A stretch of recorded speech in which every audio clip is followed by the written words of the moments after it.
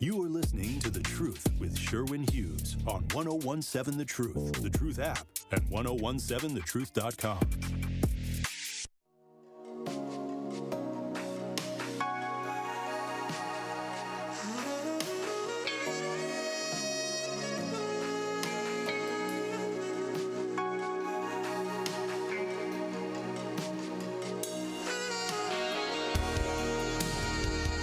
Well, I'd imagine this is probably the best news that Sean P. Diddy Combs could have hoped for. It appears that the verdict is in. Sean Combs found guilty of some charges, cleared of the most serious offenses. Sean Diddy Combs, the one-time global hip-hop titan, whose criminal trial unveiled harrowing testimony accusing him of sexual abuse against women and forced drug-dazed, quote, freak-offs, was acquitted on racketeering, conspiracy, and sex trafficking, but found guilty of lesser charges in his federal trial. The jury's verdict, delivered on the third day of deliberations, declared Combs, age 55, not guilty of one count of racketeering, conspiracy, and not guilty of 2 counts of sex trafficking by force, fraud, or coercion, but guilty of 2 counts of transportation to engage in prostitution. What the hell even is that? 2 counts of transportation to engage in prostitution. So he put the hoes in the car and drove them? I shouldn't use that word. That's me being not showing stability, using the word hose. At sentencing, the prostitution transportation charge carries, oh boy, that's a pretty serious offense. It sounds like it's not serious. That's the real deceptive thing sometimes about the names of the offenses and the charges. They don't really sound like much, but the prostitution transportation charge carries as much as 10 years in prison. He ain't gonna get 10 years. Should we start placing bets on whether Trump pardons him or not? Did Diddy ever show any political affiliation? Because I know a bunch of these black rappers like Trump. I don't know where Trump was. Was this last year, maybe a couple years ago? He had some black rappers. I think he was in Detroit. He had some black rappers on stage with him. Like 50 Cent is a Trumper. I think Ice Cube also showed some deference toward Trump, if not outright support. There's a few others. I wonder if Trump pardons Diddy. Over the course of a 7-week trial in New York, a jury of 8 men and 4 women heard the U.S. government case, accused the Bad Boy Records founder of leveraging his power, wealth, and influence as the head of a, quote, criminal enterprise to sexually abuse and exploit women for his own gratification over 2 decades. And a lot of very powerful people do this stuff. And it's usually there's a precipitating event why powerful people get exposed and then they get put on criminal trial. So part of it is he's black. And black folks, when they get into power, they can't break laws as egregious as the laws that white people can break, because that's what white privilege is. Here's an example. Don't even take my word for it. Go ahead and Google or do some research on the crimes that Donald Trump actually committed, whether he was president or not, and still got elected president a second time. Got elected president a second time after he got 34 felony convictions. We as black people, and we know that, but I just want white people to know that there are things that we as black people simply cannot do. Doesn't matter how powerful we are, how much money we have. Bill Cosby had a fall from grace. And some people say his fall from grace, because everybody knew that Bill Cosby was a weirdo freak that was giving quaaludes to women, because comics and other people in the media had been talking about Bill Cosby for decades. For decades, they had been talking about how freaky Bill Cosby was. But he did something. He made the wrong person mad, and then all of a sudden, y'all remember, like the first woman came out.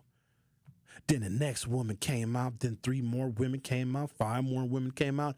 And I'll never forget that Time magazine cover where all of Bill Cosby's accusers, probably not even all of them, but it was like 30 or 40 women they had on that Time magazine cover. So Bill did something. He got too uppity.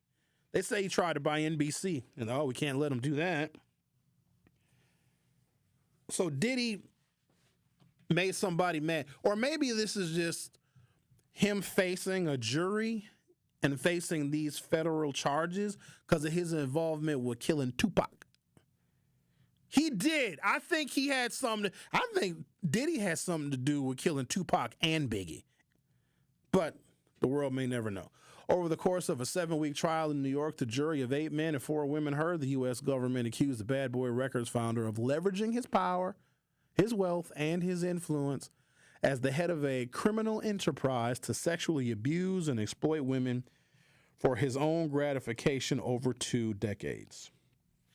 His defense pitched to jurors that the case against Combs was badly exaggerated and that he was simply on trial for a swinger's lifestyle, one tinged with violent behavior and included supplies of drugs and baby oil that was ultimately considered consensual.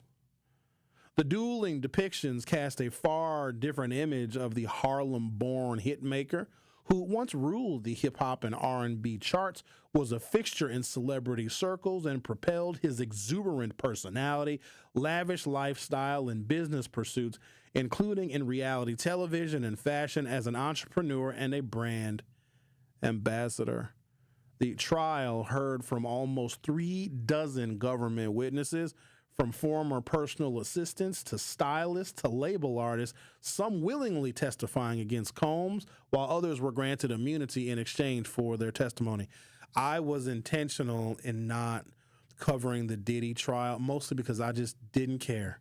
I didn't care. I don't really talk about that kind of celebrity gossipy kind of stuff. I mean, every now and again I may drift into it, but I personally think that there are far more important things for us to be focused on than the sexual proclivities of a rap producer.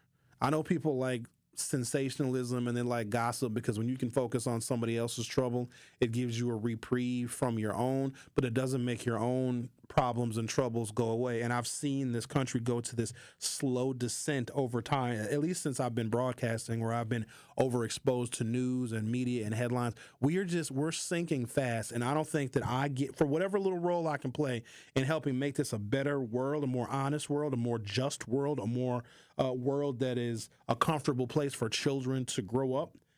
Me talking about that kind of stuff doesn't necessarily lift our boats. I see the disconnect from policy and politicians and campaigns and our community, a community, the black community now, that has gained the most, has received the most and given the most opportunity and has received the most attempted equality because of policy, but yet we don't understand it.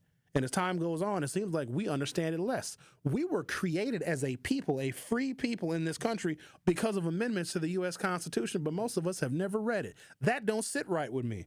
And because we've never read the document that created our damn humanity, I don't want to waste my time nor yours doing a really shoddy job of talking about Diddy's freak-offs. Now, there's other people for that. But if you know me and if you've listened to me for any period of time, I don't like when African Americans have the opportunity to have an audience and to have a broadcast, and we talk about stupid, mindless, stereotypical stuff. I'm not a fan of Charlamagne the God. I've never been a fan of Wendy Williams. In fact, I can't stand Wendy Williams. I mean, I want her to be okay now, but I'm glad her ass is off the air. I'm hoping she's off the air.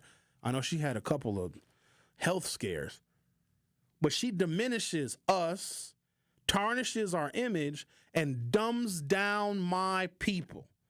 White nationalism and white supremacy already dumbs down my people. Don't believe me? Look at what happens to us when they control the education system. I'll let you go ahead and research that too, since you're in the mood. So I just don't want to engage in that. But there's plenty of that other nonsense and gossip. If you guys find that interesting, it's just not going to be for me.